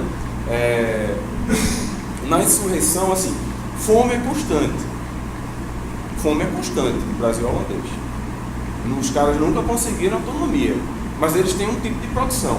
Para depois da insurreição, porque isso está tudo muito bem documentado, enquanto eles têm acesso ao interior. Depois que eles não têm mais acesso ao interior, a coisa começa a complicar. Mas não significa que desaparece o abastecimento.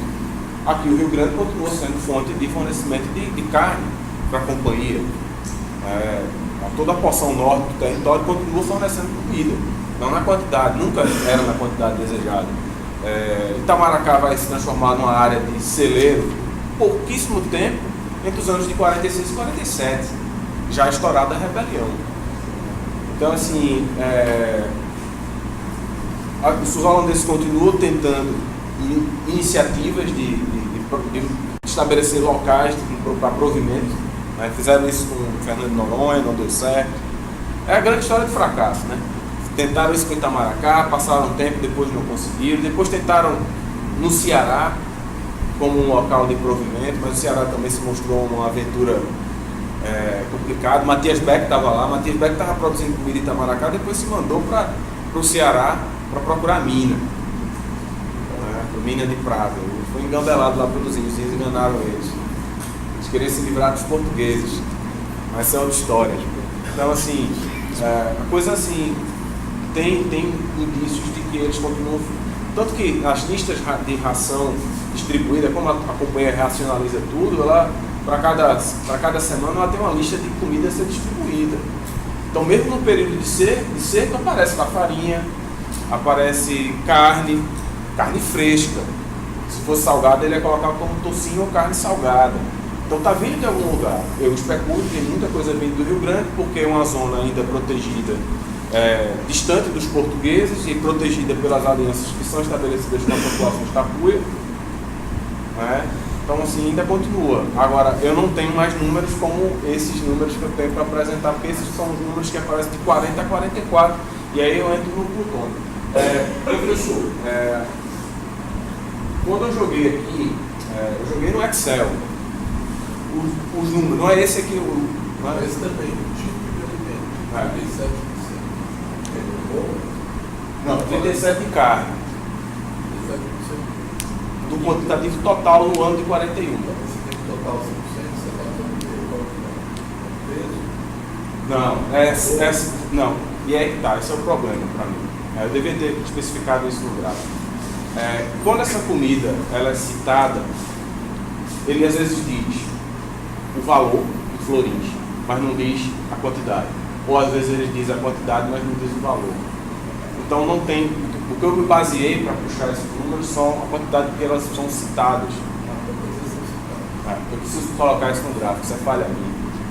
Tá? Colocar. Mas aí quando eu fui pontuando, esse ano, esse mês teve tanto de farinha, quantas menções a farinha, quantas menções a carne, talvez eu precise reorganizar a formatação de apresentação desse dado. Mas isso daí não vai ter para você tentar organizar, se o lugar aparece o preço, você usa isso mais ou menos. Mas aí porque, eu entendo, mas aí a confusão vem, porque tem preço florim, tem os stivers, aí eu tenho que converter os stivers até a quantidade certa de florins. Os números são tricky, eu não sou historiador econômico, talvez eu precise dialogar mais com vocês para poder pegar as inspirações para trabalhar esses gráficos melhor, de uma maneira melhor. Então, assim, para pessoas é mais fácil, porque é a quantidade de pessoas, não é? O número de pessoas.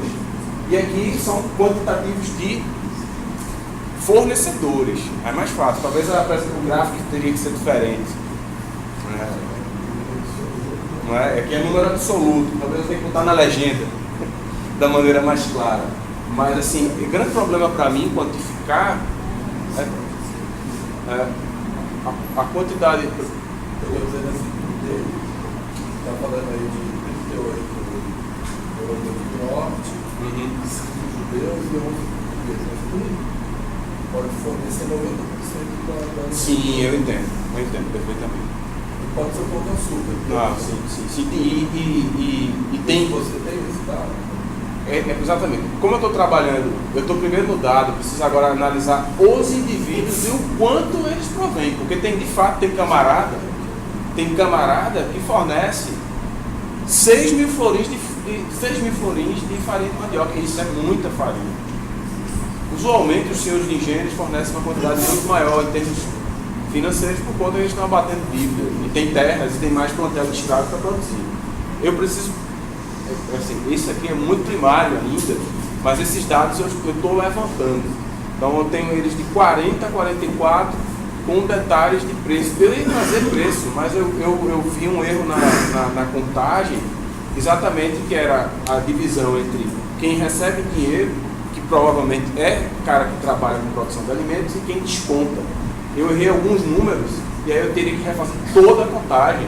E aí eu vou ter que ter esse problema, eu vou ter que voltar lá. Mas eu quero trocar uma ideia com você, exatamente para melhorar a apresentação disso aí, porque não é fácil trabalhar com esses números. E a documentação, como aquilo que eu estava mostrando aqui no fim, ela às vezes aqui tem, não sei se aqui tem exemplo específico de produtor de alimento. Deixa eu só procurar aqui, que talvez tenha alguma coisa. Não, mas de fato tem aqui, tem gente que está fornecendo farinha, e ele diz assim, ou cerveja, tem 3 tonéis de cerveja, e o preço? Às vezes tem 3 tonéis de cervejas, cada caneca a tanto. Então cada fornecedor não tem um padrão, tem um número final. Mas enfim. Depois a gente conversa e vê uma maneira de me ajudar nesse processo. No próximo wake, né? Já traz outros dados. Não, já traz. Talvez, Bom, dando prosseguimento, então vou responder as questões de Luiz Henrique, Daniel e Regina.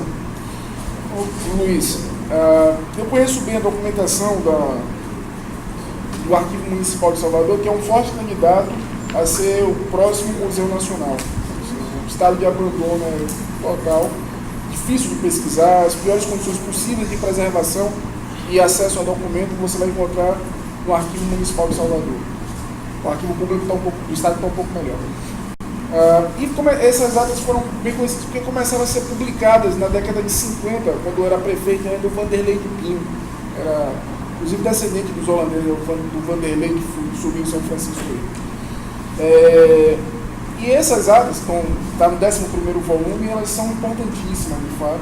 Tem as cartas do Senado da Câmara também. E para a questão do gado, ela fica melhor na transição do 17 para o 18, assim, em termos de informação. Para 1647, para entender a questão do gado, nesse período de guerras holandesas, a única estrada que tinha que ligava Salvador ao sertão era chamada Estrada das Boiadas, mas não temos estudos sobre isso. Um amigo engenheiro que eu tenho lá em Salvador se prontificou a começar a pesquisar, e ele está fazendo algumas medições e está tentando rastrear o funcionamento dessa estrada. O gado vinha, nesse momento, quem abastecia Salvador de carne era Sergipe. Depois que o gado vai ser levado para o sertão do São Francisco, a princípio era Sergipe. Já depois de 1676, ele vai parar lá onde é hoje o Médio São Francisco, entre Botirama, Barreiras, Bacia do Rio Grande. Tem algumas crônicas até sobre isso. O Antonio cita 30 mil cabeças de gado na Bacia do Rio Grande, mas é para o século XVIII. O Oliveira Mendes também, já no final do XVIII, discute isso. Mas o fato é que a cidade A capital basicamente vivia da carne, da farinha e da cachaça. A farinha vinha do Baixo Sul. E aí que está o problema. A presença holandesa em Itaparica, ela corta essa conexão com o Baixo Sul, porque era tudo feito por navegação. Um dos poucos barcos de farinha que conseguiram entrar em Salvador em 1647 veio do Rio de Janeiro. Foi pilotado por jesuítas. Está uma das cartas dando em 1647. E ele relata, então, que conseguiram entrar em Salvador com barco de farinha, mas deve ter sido por navegação de cabotagem, muito próximo da costa, para não ser interceptado. Mas a situação da cidade era de penúria. Em 38 não foi tão sentido, porque o cerco só durou 40 dias e os silos estavam abastecidos de farinha. Mas gado vinha de Sergipe. Agora, tem época, tem tudo isso. A minha pergunta foi mais... Sim. Não, foi porque eu já tive que lidar um pouco com as atas da Câmara, de forma mais sistemática, e eu encontrei alguns episódios de relações assim, bem alongadas de pessoas doando cabeças de gado para a Câmara. Eu perguntei por conta disso, porque eu não lembrava, eu não lembro se tem uma relação com essa data, se é ou 38 ou 47, mas... Ao longo de toda a guerra tem doação de carmelitas, você encontra doação de várias casas religiosas que cedem seus gados. Nos momentos provavelmente de crise isso deveria acontecer, mas não é algo muito esparso, não era contínuo. Daniel, é uma questão interessante, se tudo estava indo tão bem, porque os holandeses tiveram que sair de lá. Os holandeses, as forças militares do Escopo, eles estavam prontos para atacar para fazer frente a pequenas embarcações, mas quando a armada de Vila Pouca de Aguiar é enviada no final de 47, ele vai chegar no Natal de 47, exatamente no dia de Natal, os holandeses sabiam da vinda dessa armada e sabia que o dano, o prejuízo poderia ser grande, por conta de que isso poderia levar a uma nova batalha com Fred Abrolhos e as duas forças armadas afundarem. Uma coisa que, os holandeses estavam preparados para enfrentar tropas anfíbias, estavam preparados para enfrentar até fortificações, mas uma outra marinha, mesmo improvisada, seria um desafio muito grande. Então é melhor recuar para Pernambuco e deixar e abandonar Itaparica. É basicamente isso. No caso, aí havia até a pergunta de Regina também. Até que ano eu consigo identificar esquadras ou navios holandeses atacando a Bahia?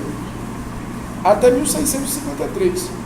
54 não tem por conta da paz, lá já é feito em janeiro, mas no final, na década de 48, 49, 50, 51, eles estão buscando abastecimento contínuo, por exemplo, em Porto Seguro e Ilhéus.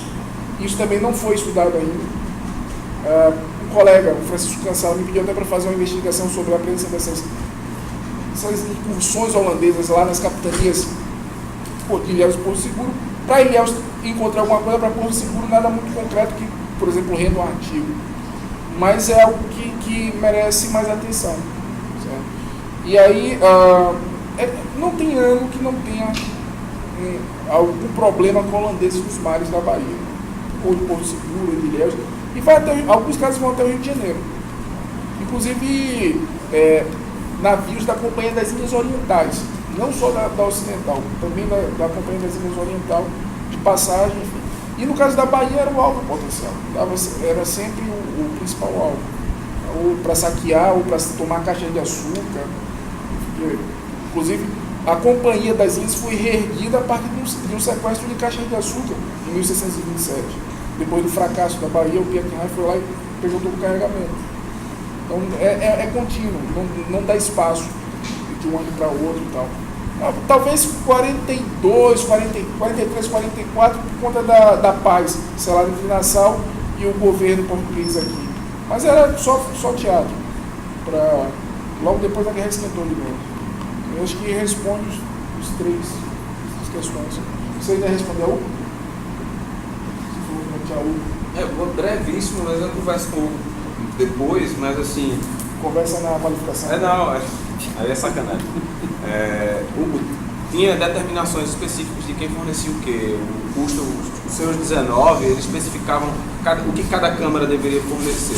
Mas uma coisa é o fornecimento que as câmaras entregam. O fornecimento interno já é um pouco diferente. Ele já não obedece a essa ótica, essa organização entre câmaras que é o que norteia o fornecimento externo. Tá entendendo? Então, assim, no caso da produção local, se faz o recenseamento, se tenta determinar quem fornece a partir de uma quantidade específica de escravos. Mas a coisa nunca andou bem, nunca foi exatamente como no edital. Eles nunca conseguiam fazer precisamente o que eles planejavam.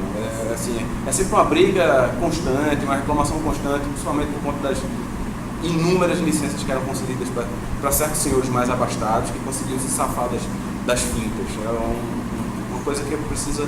Agora, lá fora é um outro universo, porque eu precisaria não só consultar a documentação da companhia em si e das câmaras, porque não se tem informação de todas, alguma parte da documentação é perdida, mas também de ver como cada câmara, quais são os fornecedores usuais das câmaras. Então, eu ia precisar procurar arquivos de notários para ver seguro de frete, essas coisas. E realmente o caminho tem muita fonte aí para buscar para buscar as respostas do que eu estou lançando. Tem mais perguntas do que respostas. Bom, tem mais alguma pergunta? É isso. Então vou encerrar nossa Obrigado, vida por pessoal. aqui. Agradecer a presença e a participação de vocês.